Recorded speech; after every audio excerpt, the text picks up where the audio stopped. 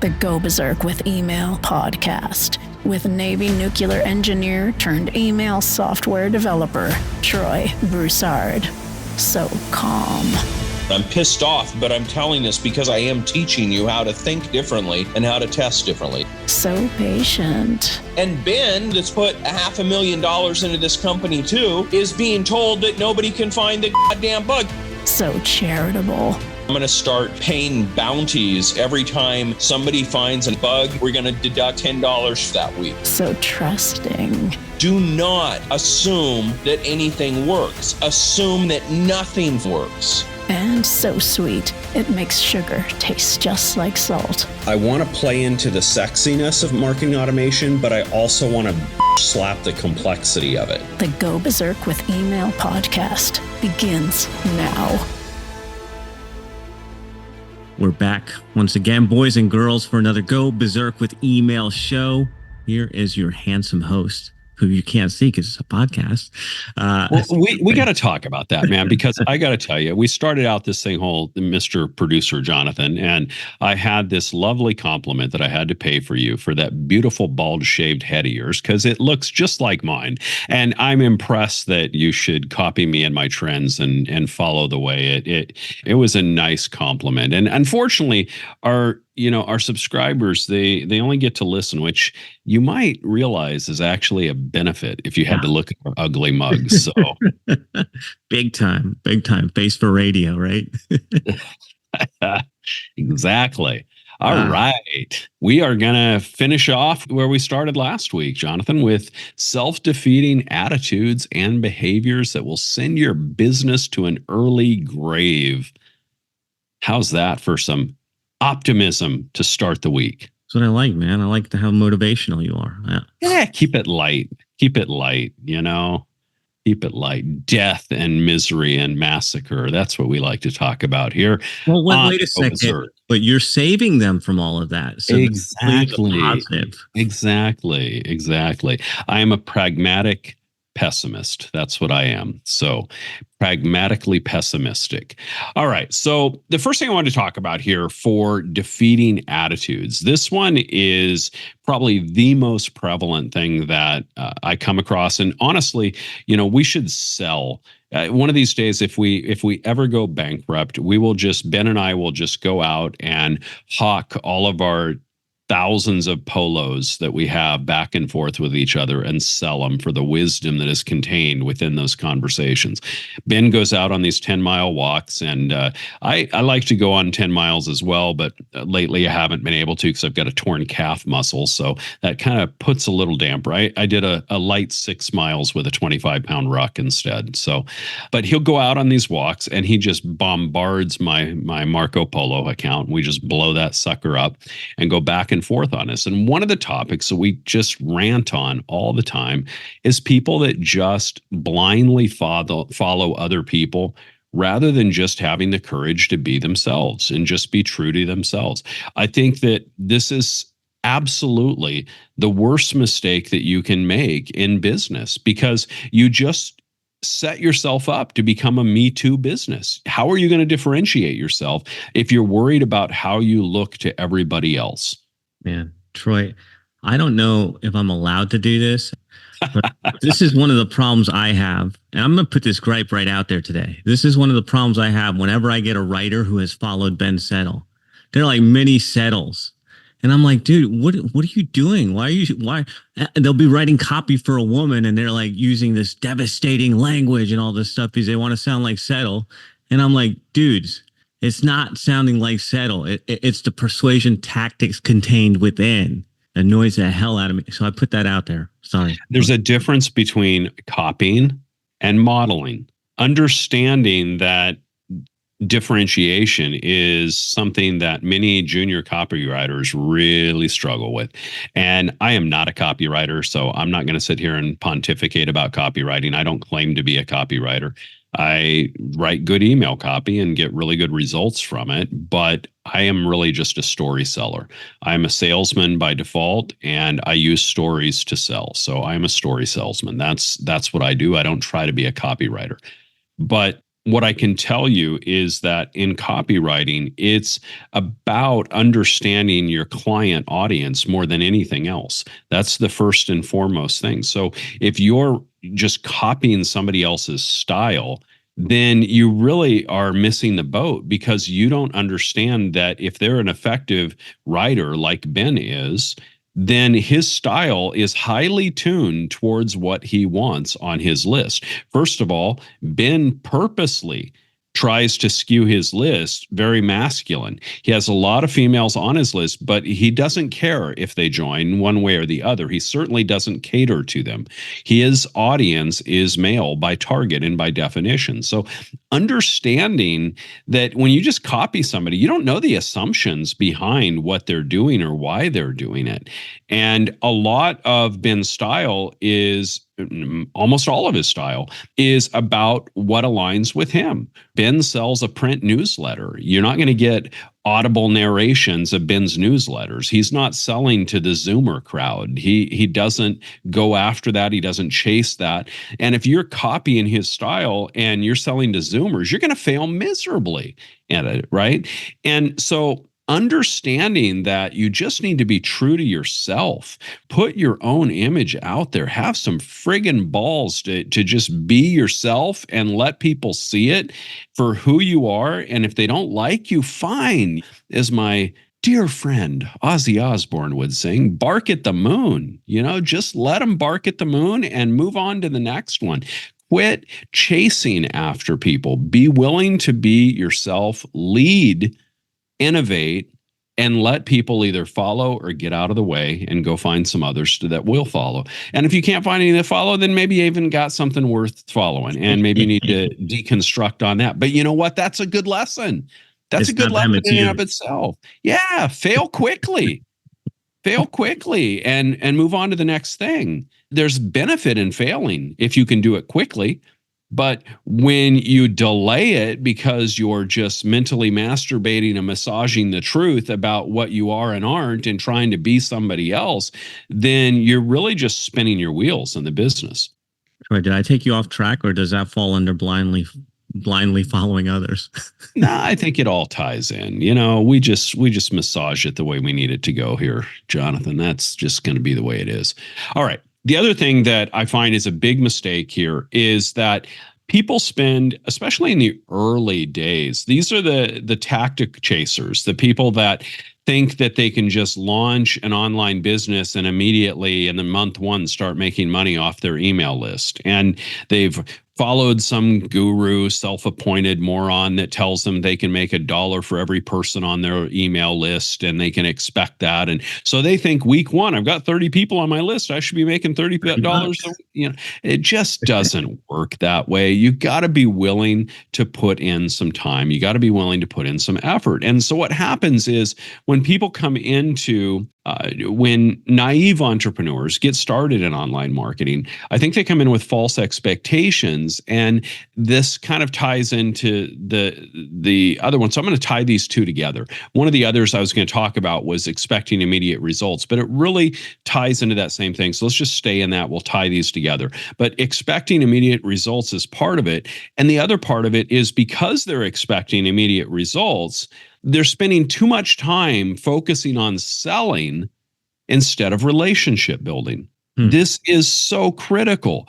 You've got to build the relationship. Why am I a story writer? I'm a story salesman because I use the story to build the relationship, and the sale comes as a byproduct of the relationship. But you can't just write salesy copy trying to convert people into sales. People will buy when it's right for them. If the offer is right, the price is right, and the time is right for them, that's when they're going to buy. You can't dupe them and trick them and force them into it. And so all this horse shit about being a persuasive sales writer, everybody thinks they've got to force it.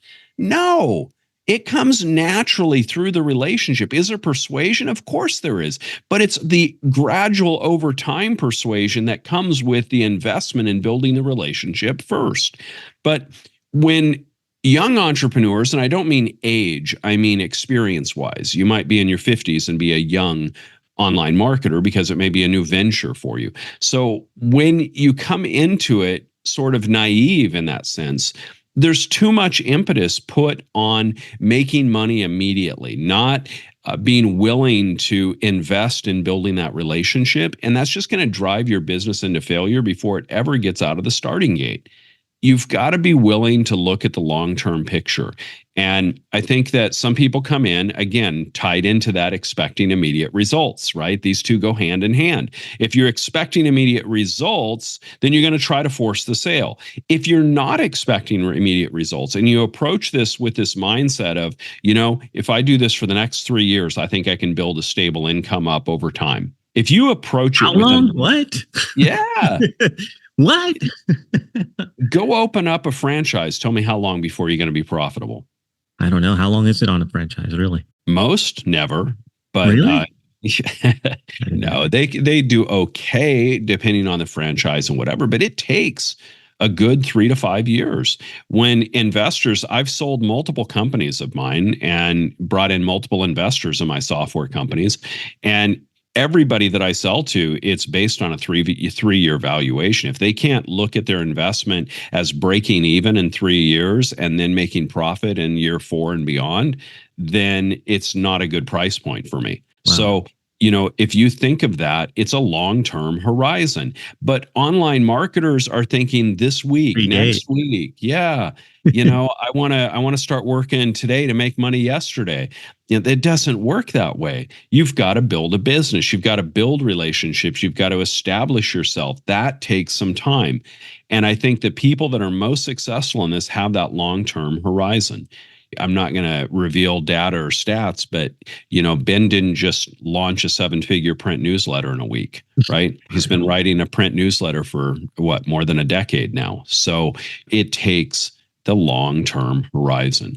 So those two really go hand in hand, selling versus relationship building, and that background mindset of just expecting immediacy in their results. We talked about this in a previous episode where we talked about the marshmallow study and this instant gratification. Unfortunately, our society is getting more and more trained to be chasing that instant gratification, right? Even YouTube videos are on the decline. And so what?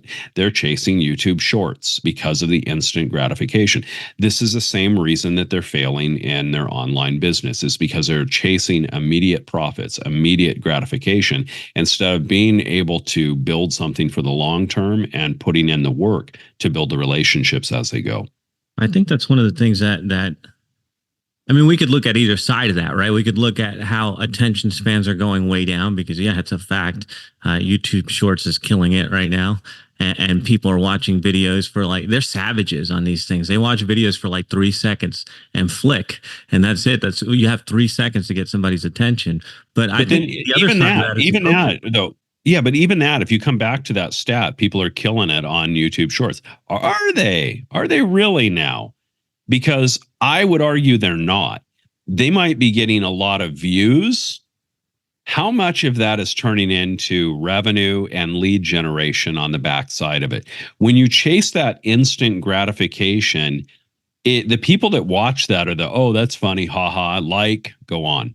They're not the person that says, ooh, that's interesting, I should explore further and dive deep. It's not the same mindset.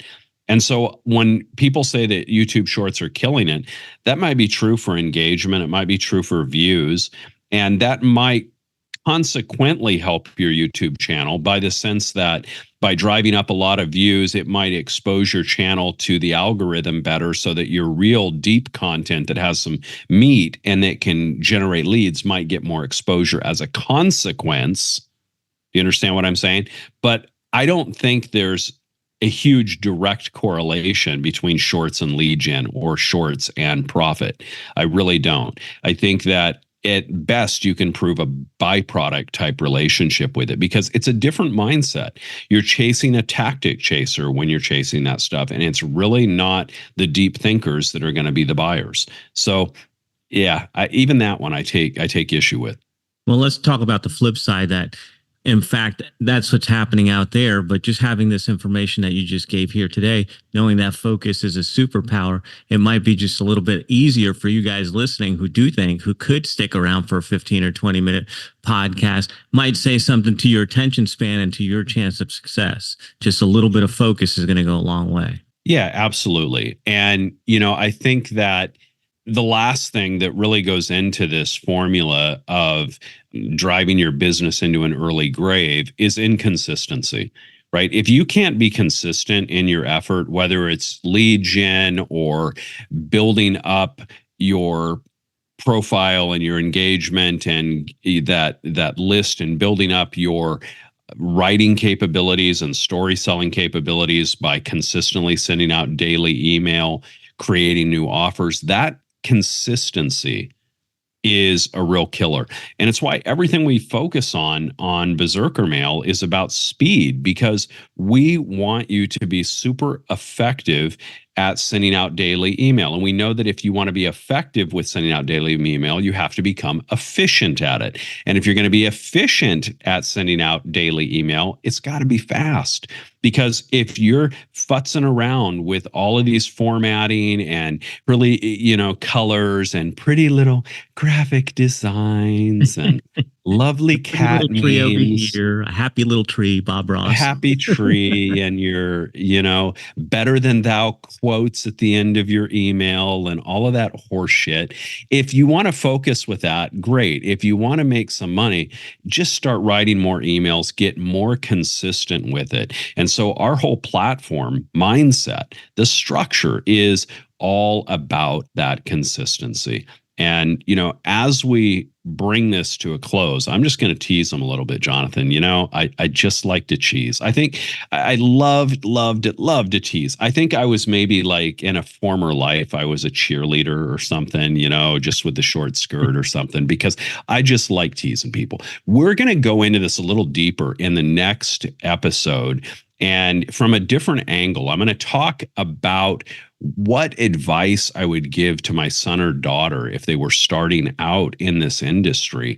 And when I talk about this advice, you'll see that it's kind of the corollary to this episode of the things of failure. It'll give you some more guidelines on how to stay on track. So there you go, Jonathan. Bring it to a close. We had all three things that we talked about here were blindly following others, too much emphasis on sales instead of the relationship, expecting immediate results, right? And inconsistency. Yeah, the bonus one. Look at Troy with the little recap at the end. Look at you, man. Hey, man, I'm just like a trained monkey, man. The monkey has been trained. Right. That's a wrap for another Go Berserk with Email show. We will be back in your earbuds next time. Thank you for tuning in. To get a free Berserker Mail test drive with no credit card required, go to startmytestdrive.com. From there, you can play around inside the platform without pressure. Load up emails and campaigns to see how simple the interface is, and get comfy with everything before deciding to join. That's startmytestdrive.com.